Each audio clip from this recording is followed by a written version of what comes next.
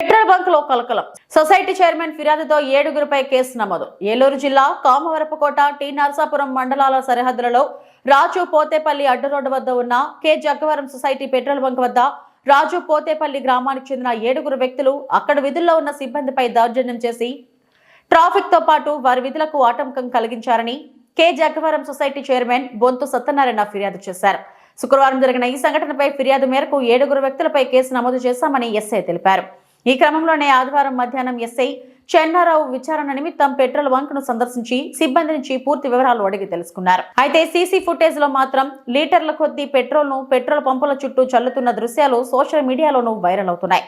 స్థానికులు బంక్ సిబ్బంది అప్రమత్తతో ఉండి వారిని అడ్డుకునే ప్రయత్నం చేయకపోతే పెను ప్రమాదం సంభవించడంతో పాటు బంక్ చుట్టుపక్కల షాపులు, హోటల్స్ దగ్ధమయ్యేవని తాము భయభ్రాంతులకు గురైనట్టు స్థానికులు చెబుతున్నారు. ఈ సంఘటనపై ఎస్ఐ చెన్నారావు వివరణ ఇస్తూ కేసు విచారణ కొనసాగుతుందన్నారు.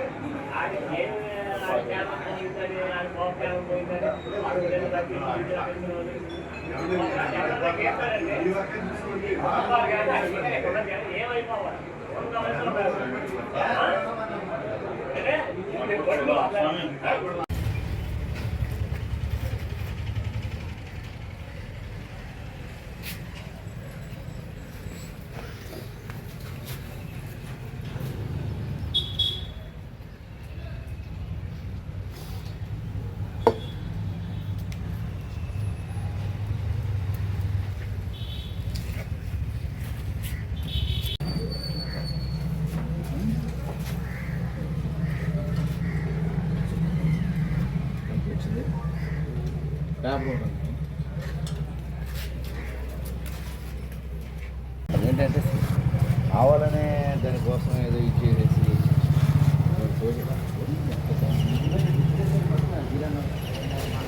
ఆ డబ్బా కూడా మామూలుగా గిరానా బతికిట్లో చెప్తే కంపల్సరీ కొట్టించుకోమని చెప్తాను.